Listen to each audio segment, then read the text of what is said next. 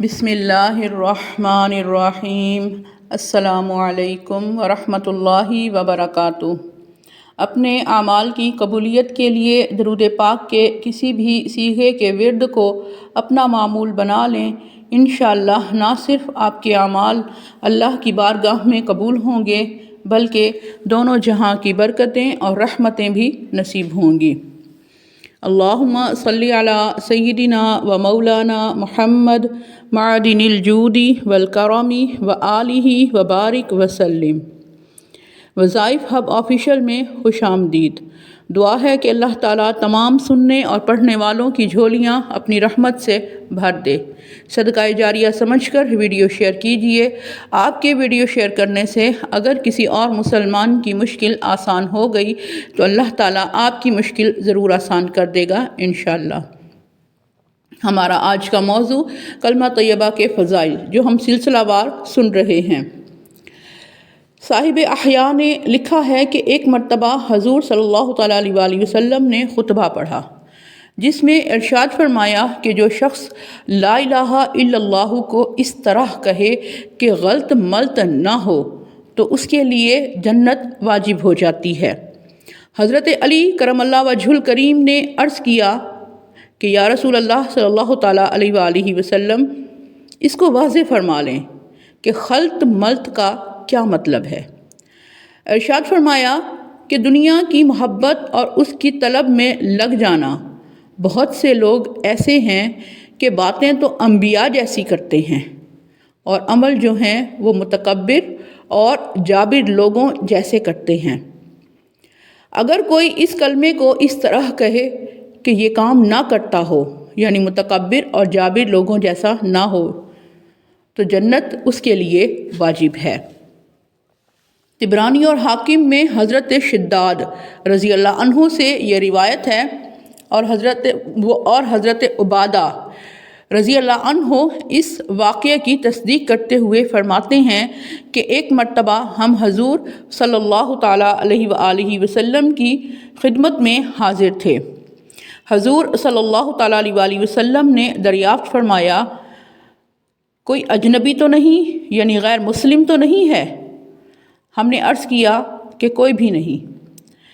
پھر سرکار مدینہ صلی اللہ تعالیٰ علیہ وآلہ وسلم نے ارشاد فرمایا کہ دروازہ بند کر دو۔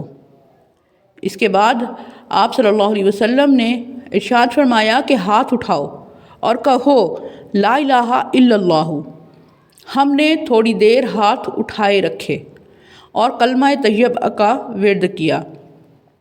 پھر سرکار مدینہ صلی اللہ تعالیٰ علیہ وآلہ وسلم نے فرمایا الحمدللہ، اے اللہ تو نے مجھے یہ کلمہ دے کر بھیجا ہے اور اس کلمے پر جنت کا وعدہ کیا ہے اور بے شک تو وعدہ خلافی نہیں کرتا۔ اس کے بعد حضور صلی اللہ تعالیٰ علیہ وآلہ وسلم نے ہم سے فرمایا کہ خوش ہو جاؤ، اللہ نے تمہاری مغفرت فرما دی۔ سبحان اللہ۔ طبرانی اور بحیقی میں حضرت ابن عمر رضی اللہ عنہ سے روایت ہے کہ حضور اقدس صلی اللہ تعالیٰ علیہ وآلہ وسلم کا ارشاد ہے کہ لا الہ الا اللہ کہنے والوں پر نہ قبروں میں وحشت ہے نہ میدان حشر میں۔ اس وقت گویا وہ منظر میرے سامنے ہے کہ جب وہ لا الہ الا اللہ کہنے والے اپنے سروں سے مٹی جھاڑتے ہوئے قبروں سے اٹھیں گے اور کہیں گے کہ تمام تعریف اس اللہ کے لیے جس نے ہم سے ہمیشہ کے لیے رنج و غم دور کر دیا۔ دوسری حدیث پاک میں آتا ہے کہ لا الہ الا اللہ کہنے والوں پر نہ موت کے وقت وحشت ہوگی اور نہ ہی قبر کے وقت۔ طبرانی میں ہے کہ حضور اقدس صلی اللہ تعالیٰ علیہ وآلہ وسلم نے ارشاد فرمایا کہ میت کو لا الہ الا اللہ کی تلقین کرو۔ جو شخص مرتے وقت اس پاک کلمے کو کہتا ہے اس کے لیے جنت واجب ہو جاتی ہے۔ صحابہ کرام نے عرض کیا کہ یا رسول اللہ صلی اللہ تعالیٰ علیہ وآلہ وسلم اگر کوئی تندرستی میں ہی کہے تب کیا ہوگا؟ تو حضور علیہ السلام نے فرمایا کہ پھر تو وہ اور بھی زیادہ جنت کو اپنے اوپر واجب کرنے والا ہے۔ حضرت لیث رضی اللہ عنہ سے روایت ہے کہ حضرت عیسیٰ علیہ السلام نے فرمایا کہ محمد صلی اللہ تعالیٰ علیہ وآلہ وسلم کی امت کے اعمال حشر کے ترازو میں اس لیے سب سے زیادہ بھاری ہیں کہ ان کی زبانیں ایک ایسے کلمے کے ساتھ مانوس ہیں جو ان سے پہلی امتوں پر بھاری تھا، اور وہ کلمہ لا الہ الا اللہ ہے۔ حضرت ابن عباس رضی اللہ عنہ سے روایت ہے کہ نبی کریم صلی اللہ تعالیٰ علیہ وآلہ وسلم نے فرمایا کہ جنت کے دروازوں پہ یہ لکھا ہوا ہے، یعنی کہ میں ہی اللہ ہوں، میرے سوا کوئی معبود نہیں، یعنی عربی میں لکھا ہوا ہے، یہاں میں نے ترجمہ عرض کیا۔ جو شخص اس کلمے کو کہتا رہے گا میں اس کو عذاب نہیں دوں گا۔ طبرانی میں حضرت عبداللہ ابن عمر رضی اللہ عنہ سے روایت ہے کہ نبی کریم صلی اللہ تعالیٰ علیہ وآلہ وسلم نے فرمایا کہ تمام اذکار میں افضل لا الہ الا اللہ اور تمام دعاؤں میں افضل استغفار ہے۔ پھر اس کی تائید میں سورہ محمد کی آیت فَاعْلَمْ أَنَّهُ لَا إِلَٰهَ إِلَّا اللَّهُ تلاوت فرمائی۔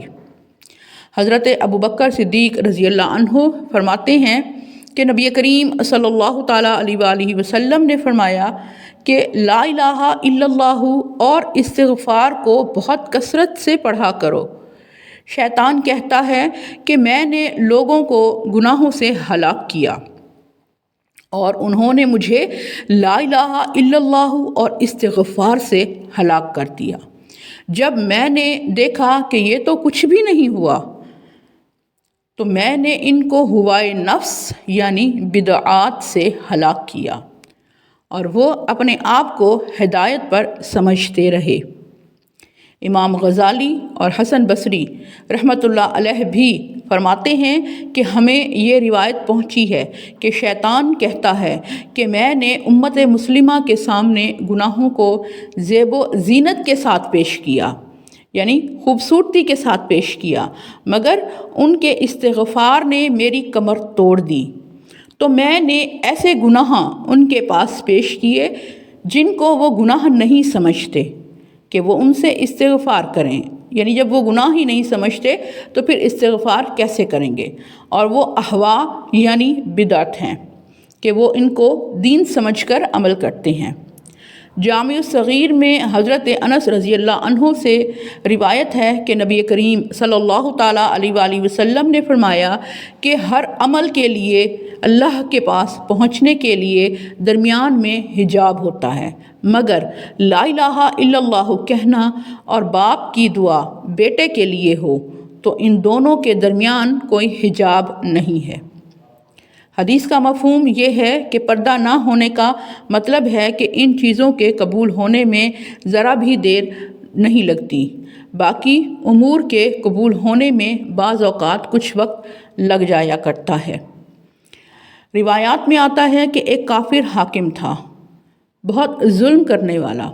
اتفاق سے مسلمانوں سے ایک لڑائی میں وہ گرفتار ہو گیا، چونکہ مسلمانوں کو اس سے بہت تکلیف پہنچی تھی، اس لیے انتقام کا جوش بھی بہت زیادہ تھا۔